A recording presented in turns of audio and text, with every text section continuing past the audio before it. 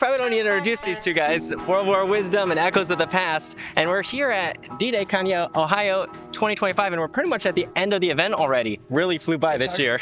Yeah, I feel like we just got here. I feel like we just left. Yeah. I feel like we just left Conneaut, and now here we are at the end of another Conneaut. Right. This year just flew by so fast. And we'll now have to pack up all our gear again. Oh, That's the great. fun part. Yeah. So what are some of your guys' favorite parts of this year? Maybe that'd be a good place to start. How about you start? Okay. Kick us off. Okay. Recap. I love that we haven't been washed out and blown out. Yeah. It's been a great weather, almost too good for D-Day from a historical standpoint. Great turnout and great people as always. Just shoot off a whole lot of blanks and. All right, you next, me. All right. Yeah. Well, it's been a great year. I mean, over at our airborne camp, we've been having a great time.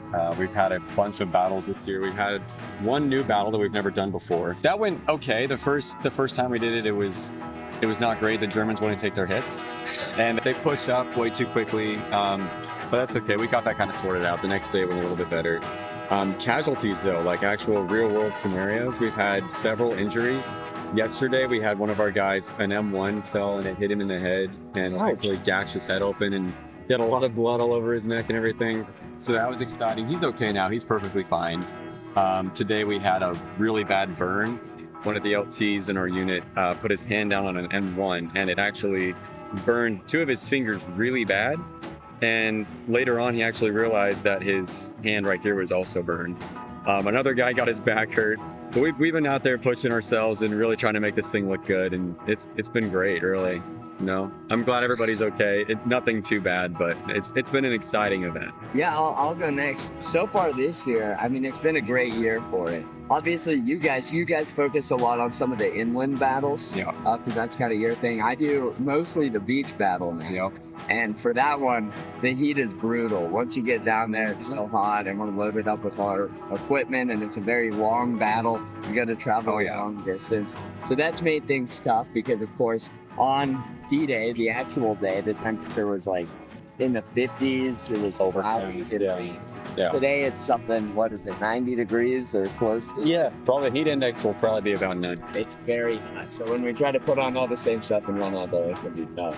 But this event, I've done it so many years now. I still have fun doing all the battles, but I've experienced those before. Really, the best part of this year has been getting to see so many of my friends. There are so many reenactors from around the country who I only see here. I get to talk to you guys about, making YouTube videos and stuff. Like a big family reunion. Right. Very true. A bunch of people who have come to the event because they found out about it on my YouTube channel, which makes me feel great because I met a lot of young kids coming in their little uniforms and stuff, which is exactly what I used to do here when I was younger. So It's never too young to get an interest, because otherwise, without the next generation getting interested, this hobby could die out. Yeah, I don't know if you guys saw, but yesterday I went over to the beach after the invasion, and there were probably about 30 kids down there, both American and German, dressed up as Americans and Germans, and they were doing what they just witnessed. They were out there like yelling and screaming and shooting their guns and taking hits on the hill and rolling down the hill and throwing grenades at each other. And I just stood there watching for a few minutes and like,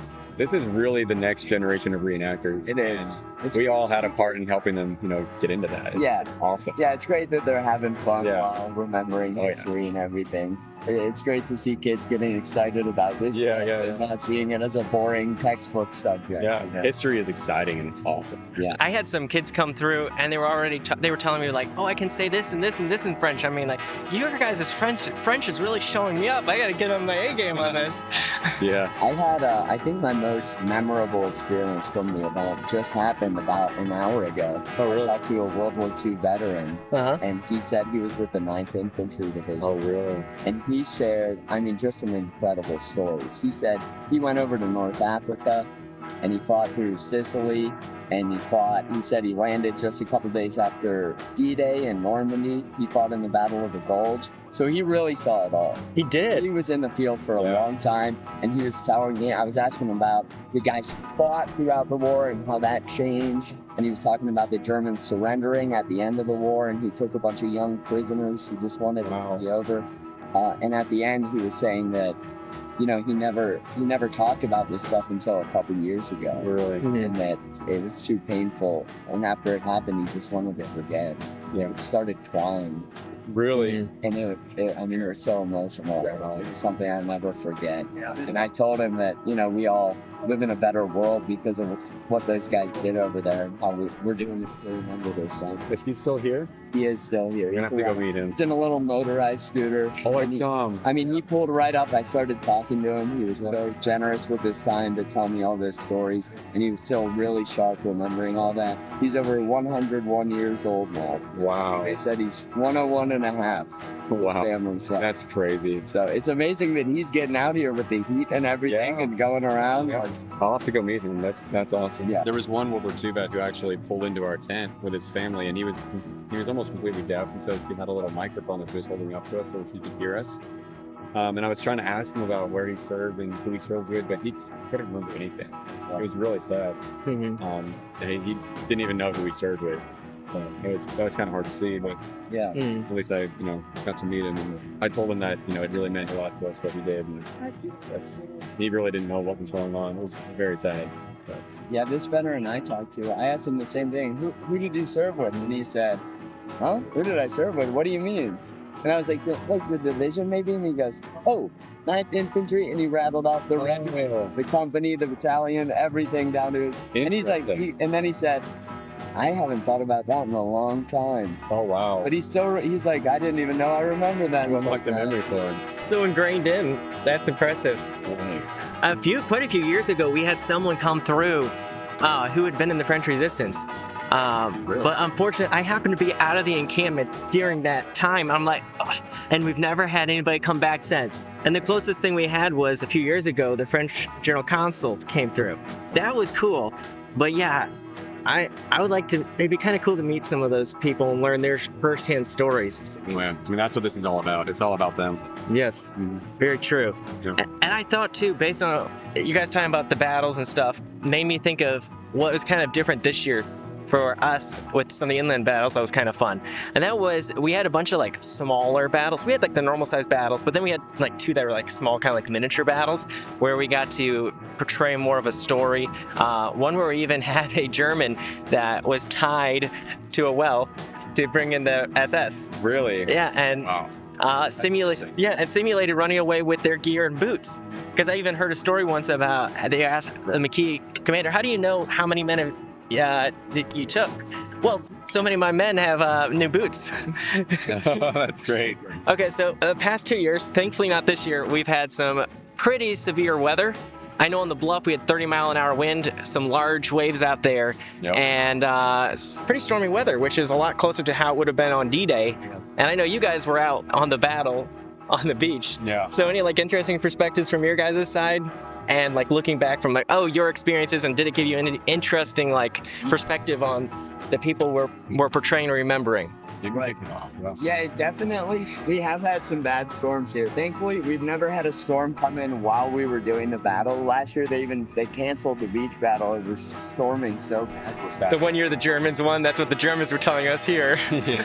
But I mean, we were in our tents holed up over there, and those guys, when they were in Normandy, the weather was still bad, and they would have been in foxholes trying to stay dry, and they're living out there without resupply. So we were thankful that we're in camp life here and not actually living in the field. I can't imagine going through all those weather challenges on top of being targeted by the enemies trying to kill you. It really puts you in makes their everything more difficult. Go home to a dry home afterwards. Yeah. Yeah, and like you said, weather-wise, I mean, the weather here is generally, since we do this in August in Ohio, it's a lot different from Normandy. And even I went to Normandy for the anniversary. When we were on the beach, I mean, it was cool. I had coats on. It was drizzling. The weather was very similar to D-Day.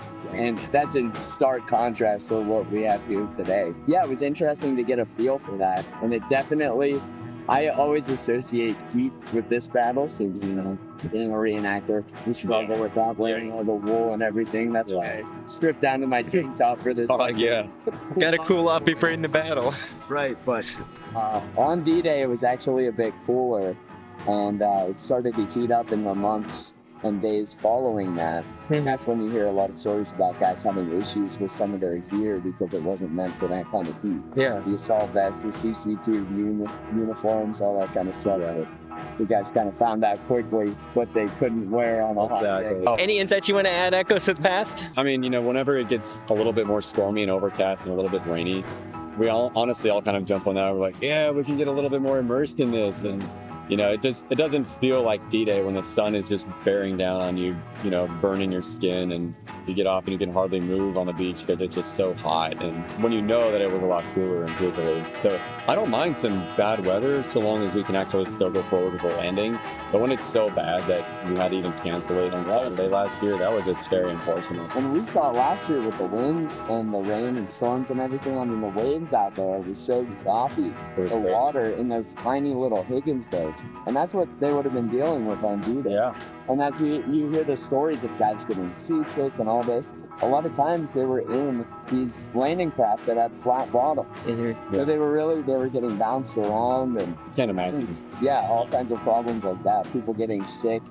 So that's another thing. And then on top of that, the danger of being in a small boat in the surf, like it just complicated things even further. And for those who've never been in a Higgins boat, there is no seats. There is really no metal except for the ramp. So yeah. Yeah, It's not comfortable. and the bigger boats weren't much better. The Higgins boats, I guess the benefit of that is that you wouldn't be in it for very long. You'd climb in from an LST probably into a Higgins boat. But something like an LCT, that's a bigger boat with a ramp. Those still were pretty flat on the bottom, and guys would be in there the whole trip across the channel. Yeah. So, little bigger boat, but not much better for the guys inside. No. I may be totally remembering wrong, but I think the waves were about 6 feet last year. I would believe that. Yeah, I would too. And we're not, you're talking about here? Yeah. Yeah, and Yeah. we're not even at the ocean. This is Yeah. just a lake has no wind at all. Yeah. The storm stirred it up, so It was bad. imagine what it would have been like for the real thing. Yeah. Every experience we get as a reenactor, we're getting a little bigger window than we had beforehand. That's And- it's all about getting Yeah. a little taste that just helps shift your perspective and understand it. Absolutely. Whether it's like the weather, or for me, like the sten jamming, or things malfunctioning, and you're just like, this is just reenacting. This is not their real life. Their life depended on it back then. Their life depended on their weapons performing, but sand getting in your action, jamming your rifle, a sten just not wanting to feed, those were real world life and death scenarios. Yeah. And just really brave people that just really kept pushing through all these hardships. Yeah. That's absolutely Yeah, that's true. Yeah. Thanks for watching. It's been an awesome year here at D-Day. I'd highly encourage you to come out and stop in at all these different encampments and just spend this year learning a little bit more about these brave men and women who served in all the different roles during World War II. Thanks for talking, guys. It's been great. Yeah, absolutely, Thank you man. for having me over here. I had a lot of fun. Yeah, thanks. It was great. And that's a wrap for D-Day Conneaut, Ohio 2025. I'm mostly unpacked at this point, which is a relief. It's a big project. World War Wisdom and Echoes of the Past. I hope your unpacking is going well. Thank you for hanging out with me and chatting. That was a great time at the event with you guys. Also, viewers, if you have not checked out both of these YouTubers' channels, World War Wisdom and Echoes of the Past, make sure to do so. They have some great World War II related content and reenacting information. They're linked below in the description. Give their videos a watch and subscribe. Also, if you have not done so already, make sure to subscribe to this channel, Brave Builds, as I have a lot of content coming out shortly that I'm looking forward to sharing with you guys, including some first-person battle footage and some interviews I was able to shoot with a few reenactors, some great insights and some great thoughts that I'm looking forward to sharing with you guys. So I look forward to seeing you guys in future videos. You've been watching Brave Builds.